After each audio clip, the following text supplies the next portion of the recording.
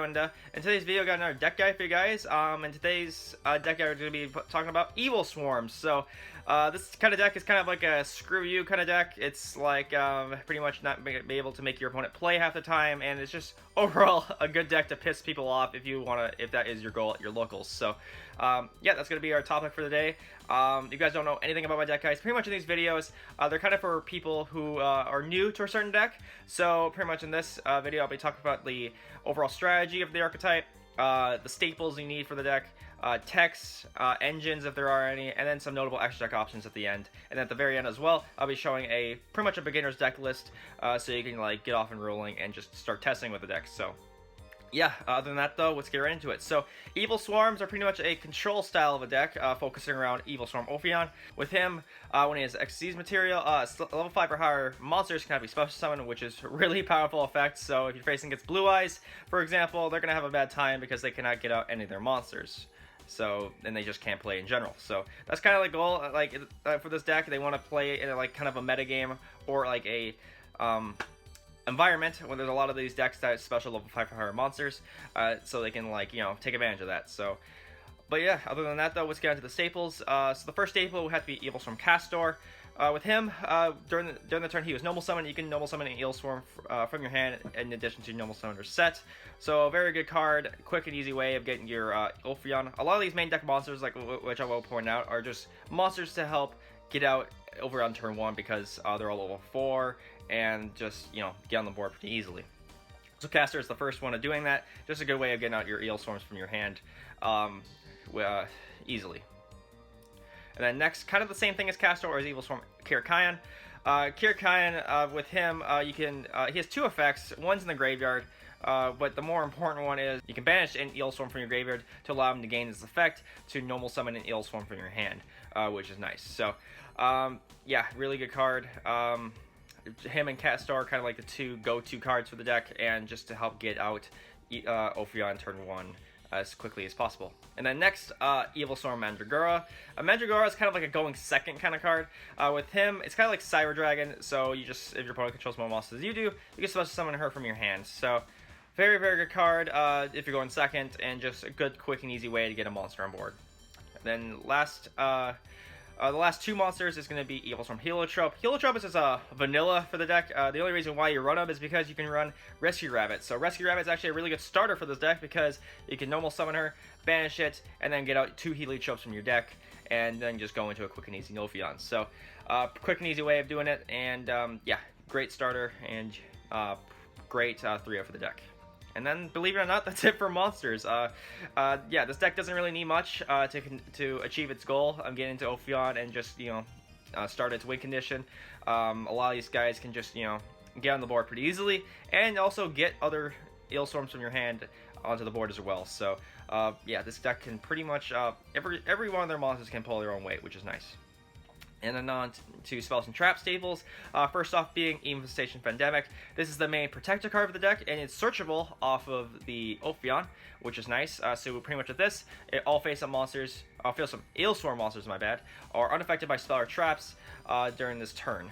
So it's a quick play, so yeah, you can activate during your opponent's turn, and it's searchable off of Ophion, so Ophion just pretty much searches its own protection, which is nice. It doesn't, sadly, protect from monster destruction, but overall though, you have other cards to help mitigate that. So yeah, Infestation Pandemic though, perfect card for the deck because, you know, main protector card, and you kind of run it as a 2 or 3 of personal preference on that ratio. And then next, Allure Darkness. Allure Darkness is going to be the main draw card for the deck because everything is dark, so fits right in. And then Cover the Grave it would have to be another staple, more so than other decks because this deck really does not want to get hand trapped. You really don't want any of your stuff getting hand trapped at all. You don't want your Castor getting Veilered. You don't want your Ophion getting ashed. You know, so you really need to run Cover the Grave because it's very vital for your stuff to go off and like to go through. You don't want any of your stuff to get Veilered or ashed at the wrong time, or ogred for that matter too. Especially your Ophion. You don't want your Ophion getting ogred. So that's pretty much the worst thing to happen to you. And then onto some traps now. Eradicate Epidemic Virus has to be the first one that comes to mind. This is an amazing card in this deck. Now it's at 3. Now that it's at 3 for a while, it's just perfect to throw into this deck because, well, Ophion is 2550, so meets the requirements perfectly, and it's kind of like a blowout in a lot of matchups. It locks your opponent out of like spells or traps and everything. So yeah, in the right situation, it's just gonna make your opponent unable to really play at all, which is the deck's main thing, trying to make your opponent not play. So yeah, great card, and you want to run 3 of this in the deck. And then another trap that you kind of want to run 3 of is going to be Solemn Judgment. Now, Solemn Judgment, you're probably thinking, like, why run 3 of this? Because, well, it's just the best noping card in the game. And you throw in a deck that wants to make it where your opponent can't play, perfect fit. So, Judgment is going to be kind of like a defensive card in a way, because, like, if, let's say, your opponent activates, like, a card that gets rid of your Ophion, a spell or trap or something like that, quick and easy to get rid of it.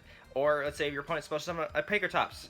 You can Judgment the special summon. So, yeah, like, great card. In a lot of situations, I think you should run 3 of it just to maximize the protection for Ophion. And, yeah, that's pretty much the main reason why. And then now on to techs. The first one being Evilswarm Thunderbird. Thunderbird, I was kind of teetering on staple or tech. I decided to go with tech because there are times where I see people not really use him at all, so I kind of like put him down to the tech section for that reason.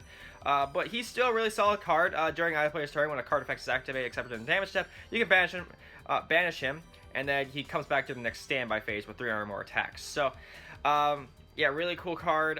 It's kind of like he can kind of protect himself in that instance, so you can always have a level 4 coming back, which is nice. Yeah, like I said, though, some people don't run them, some people do run them, and it's kind of just personal preference to you. And there's also Thunder, which is kind of hilarious if you want to, summon Colossus, but that's kind of stupid. I don't know why you would do that, but regardless, he's a really solid card, and just like I said, personal preference, you want to run him. And then next, Infestation and Infection. This is another one of those cards that is searchable off of Ophion, which is nice. It's kind of like a pseudo-search card in a way, so pretty much with this, you can shuffle a Evilswarm from your hand or main deck into the deck to add an Evilswarm from deck to hand. So let's say you have a Evilswarm that you don't like in your hand, like let's say it's Mandragora and you have more monsters than your opponent, so Mandragora's not really doing anything. You can shuffle her back, add let's say a Castor or something like that, and then just go on with your plays. So, really cool card. I like the fact that it's searchable off Ophion, like I said, but it's not really as neat as you think. There are times where you don't really need to run this card at all, so that's why I put it down in the tech category. But if you are considering running it, it's actually pretty solid in certain scenarios. So run by preference. And then next is I kind of grouped all into one thing. It's just like a bunch of various floodgates. This deck can really use floodgates very well, which is nice. So, but they're all kind of interchangeable depending on the metagame you are in. And yeah, that's pretty much the main reason why I have them all grouped together like this. So some of them that are really good for this deck is There Can Be Only One. There Can Be Only One's probably the strongest for this deck, I feel, because all your monsters are all different types. There's not really an Evilswarm that has the same type as another. So perfect card for the deck, just fits right in. You could also play any of the Drain cards except for Skill Drain. Skill Drain is not really as good in this deck, but Soul Drain and Mind Drain kind of work in this deck as well, because, well, they're good in certain situations.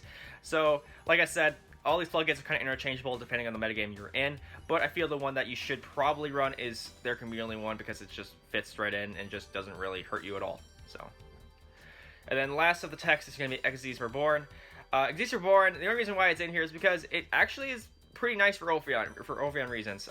So with this, you can target XYZ in your graveyard to special summon it and then attach it as material, which is nice because you have an Ophion in your graveyard, you play this, you revive it, and then you can attach the Xyz Reborn as your material, so then the lock is back on. So that's really, really good. I like it for that instance because it does give Ophion an instant material so that you can make his effect live again, which is nice. So yeah, but you don't really need to run it. It's not like something that you have to run. It's just a nice little one of tech or two of tech that you can run just for niche situations. So now on to engines. There's not really much for engine-wise. Engine-wise, there's not really you need to run. Like I said earlier, this deck kind of all their monsters are pull their own weight and just kind of achieve their goal pretty consistently, so there's not really anything you really need to run engine-wise to help, help their win con at all. So yeah, now onto some extra deck options. Evilswarm Ophion obviously being the main one, the main 3 of or 2 of, whatever you want to run. This is the guy you want to be summoning turn 1 half the time, and just, helps get the lock going and just, make it so your opponent cannot play if they're playing a deck that's special summon level 5 or higher monsters, which is nice, and can search his own protection and everything like that. So he's like kind of like Big Kahuna in a way. And then there's Evilswarm Bahamut. Bahamut's kind of nice because he can like take control of your opponent's monsters permanently, which is hilarious to me. And it can be just like very detrimental card against certain matchups. So kind of like just another good one of in the next deck. And then there's Evilswarm Nightmare. So this has kind of been used in the Lunalight Orchestra deck in a way, but in its own deck, it's actually pretty solid as well. Obviously because you can get rid of like the Pendulum matchup, which is hilarious, and just make that 10 times harder for your opponent. And then there's Evilswarm Ouroboros. This is just like Trishula Xyz form, so nothing really to be said about it. And it takes 3 level 4 monsters, which kind of sucks. So it's a little expensive to make, but it's still a really solid card if you want to get some more disruption on the board. And then there's Steelswarm Origin, its own Link monster. It's kind of interesting. It protects Ophion, which is nice if you summon it in the zone it points to. And it's kind of like a cool little way of disrupting your opponent as well, which is kind of nice. And you plus off of it as well, because if your opponent monster is destroyed by battle or card effect, you can special summon a level 4 or lower Evilswarm from your deck. So which is nice to get out more Evilswarms from your deck to get on the field. And then lastly, Weed Witch would have to be a good extra deck option as well. 2 darks for its summon. And yeah, make sure dark monsters more beefy and just hit harder, so which is nice. And yeah, other than that though, and lastly, obviously, like I said in the earlier video, here is a beginner's deck list. Like I said, it's just a beginner's list for anyone who's new to the archetype. You can test it and everything and make changes how you see fit. And yeah, that's pretty much it for that. But yeah, other than that though, that's going to be it for the video. I hope you guys all enjoyed this video. Evilswarms, I feel, are a really cool deck.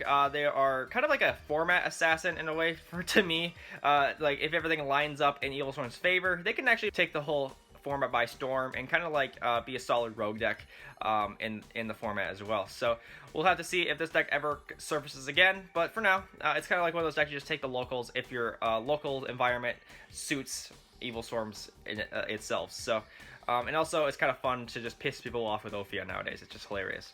So, but yeah, again, I hope you guys all enjoyed this video.